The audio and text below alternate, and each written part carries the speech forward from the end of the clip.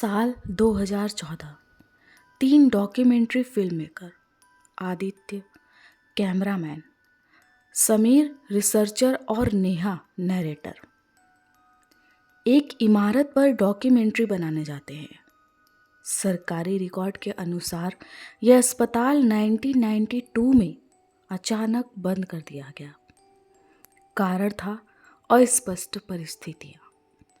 स्थानीय लोगों का दावा था कि रात के बाद वहाँ कोई जिंदा नहीं बचता। नमस्कार दोस्तों, कैसे हैं आप सभी? उम्मीद करती हूँ बहुत अच्छे होंगे। आप सुन रहे हैं केसी स्कैरी चैनल। कैमरा ऑन होते ही तापमान अचानक गिर जाता है। नेहा बोलती है कि अजीब बात है, यहाँ बिजली नहीं है लेकिन मेरी रिकॉर्डिंग लाइट अपने आप जल रही है।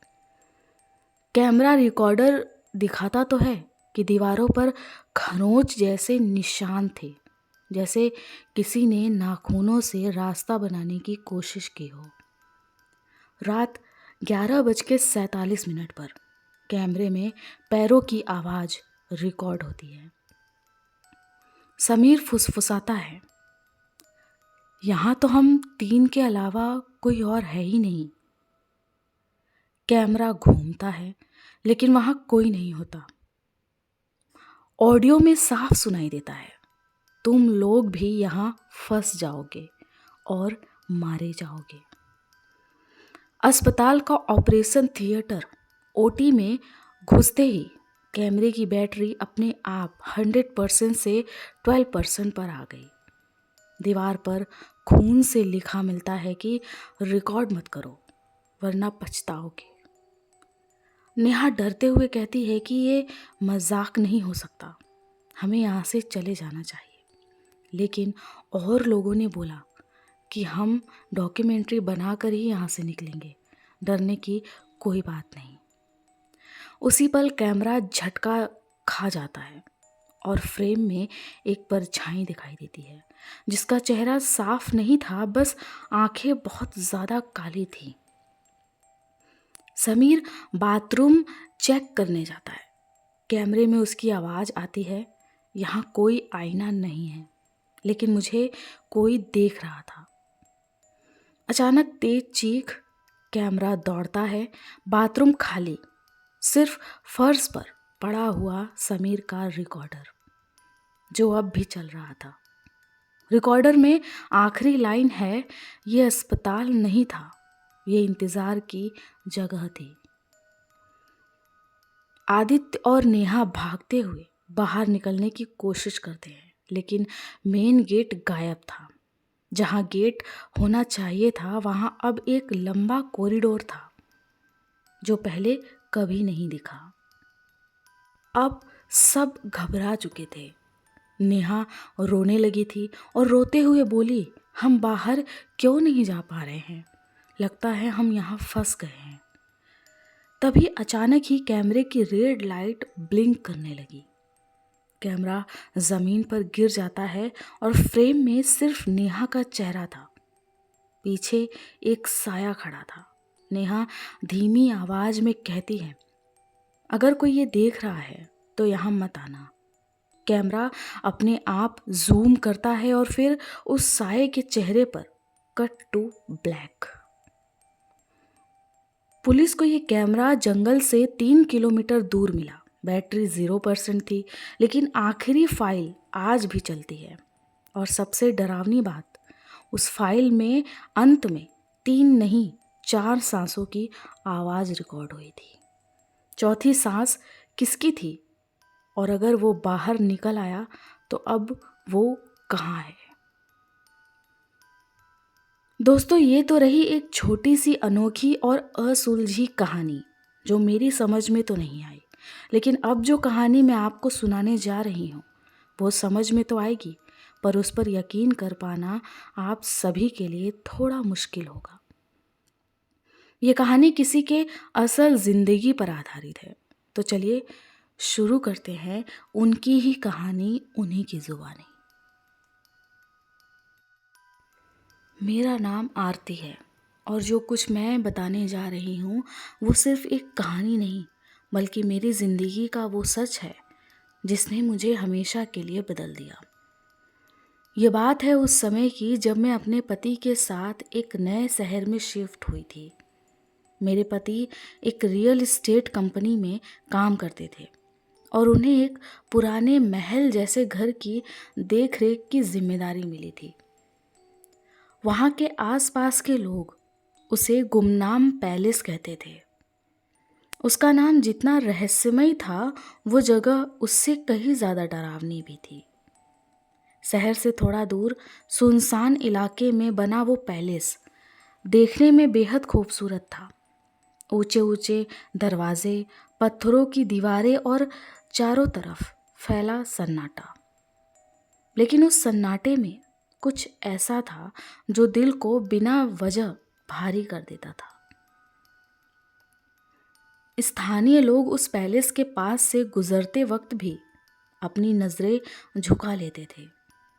वहाँ किसी से भी पूछो तो बस एक ही जवाब मिलता, उस जगह से दूर रहो, वो जगह ठीक नहीं है। लेकिन मजबूरी थी कि हमें वहीं रहना पड़ा।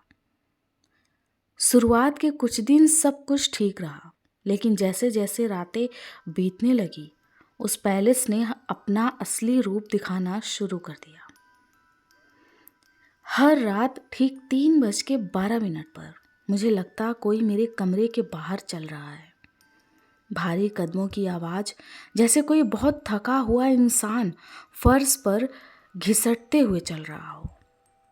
पहली बार मैंने इसे वहम समझा, दूसरी बार डर लगने लगा, तीसरी बार मैं पूरी तरह यकीन कर चुकी थी कि मैं यहाँ अकेली नहीं रहती।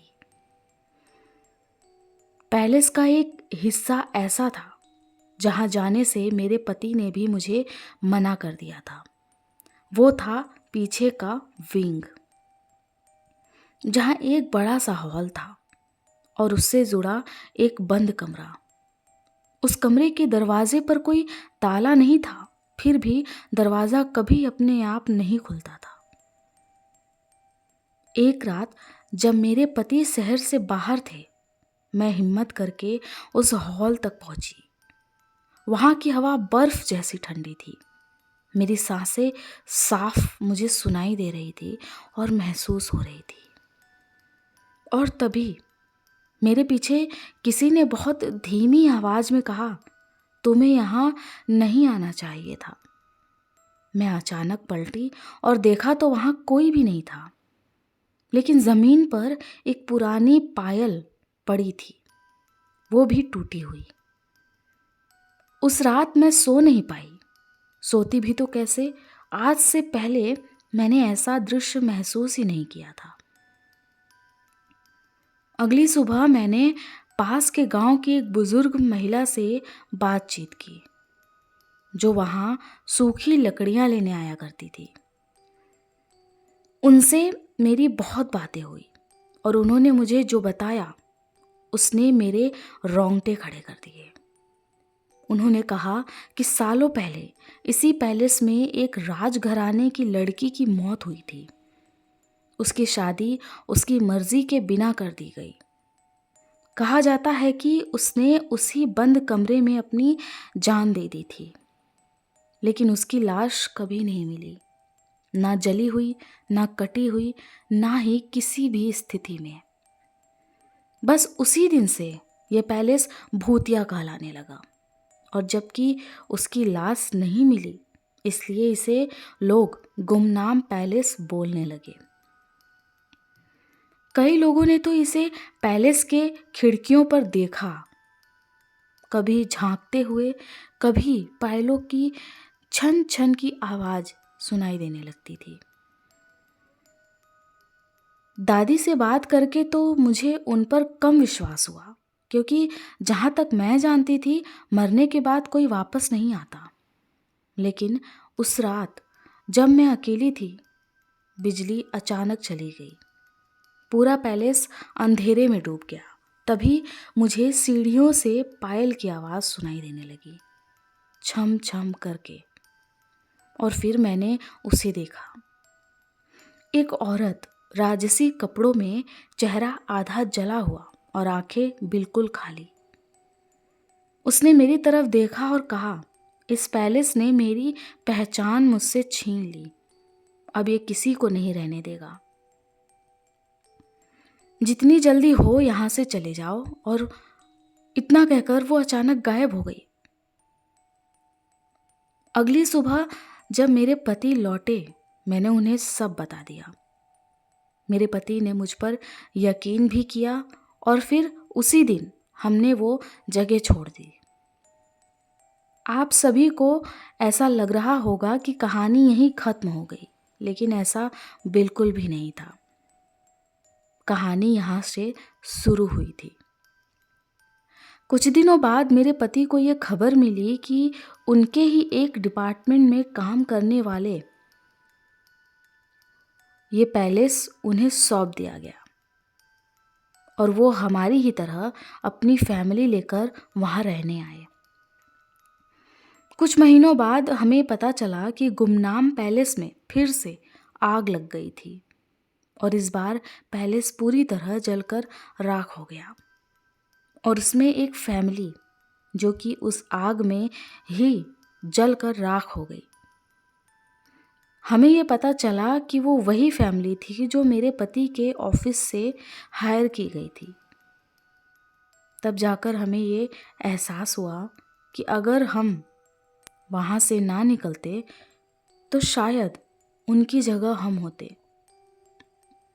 मेरे पति ने बताया कि वहाँ के लोगों से जब इस बारे में बात हुई कि आग कैसे लगी, तो उनका यही कहना था कि हर साल इसी तारीख को पैलेस में अपने आप आग लग जाती है। और उनका ये कहना भी था कि उसी तारीख को पैलेस की राजकुमारी को जलाया गया था। तारीख थी 12 अगस्त। जब मेरे पति ने मुझे बताया कि वो आखिरी तारीख 12 अगस्त थी, तो मुझे कुछ याद आया। वो ये कि जब मैं पैलेस में रहती थी तो वहाँ एक कमरा था जो बंद था। उसे देखने की चाह में मैं कमरे में गई। सामने दीवार पर एक पेंटिंग टंगी थी जिस पर एक लड़की की फोटो बनी थी। उस फोटो में वो लड़की एकदम राजवाड़े पोशाक में थी और उसे देखकर ऐसा महसूस हो रहा था कि हो सकता है ये इस पैलेस की राजकुमारी हो। और उस पेंटिंग के ठीक नीचे 2 तारीख लिखी थी, एक उसके जन्म की और दूसरी उसके मरने की तारीख। उसके जन्म की तारीख थी 16 फरवरी 1894 और उसके मरने की तारीख 12 अगस्त 1930। उसके जन्म के ठीक 19 साल बाद मैं ये समझ गई कि उस राजकुमारी की मौत 19 साल में हुई थी, इसलिए वो तारीख वहाँ मेंशन थी। इसका मतलब था कि वो हर साल उस मेंशन को जलाती थी। हमें तो ये मालूम था कि वो हमें मारना नहीं चाहती थी, इसलिए कुछ दिन पहले ही हमें वहाँ से जाने के लिए उसने आगाह कर दिया था। मुझे विश्वास है कि उसने उन लोगों को भी जाने के लिए कहा होगा, लेकिन उन लोगों ने इन बातों पर यकीन नहीं किया और उन्हें अपनी जान गंवानी पड़ी। आज भी वहाँ के लोग कहते हैं कि उस जगह से रात के वक्त पायल की आवाज़ आती है। शायद कुछ जगहें रहने के लिए नहीं होती। दोस्तों, ये कहानी यहीं तक थी, लेकिन मैं फिर मिलूंगी एक नई कहानी के साथ आप सभी से इसी चैनल पर, जिसका नाम है केसी स्कैरी।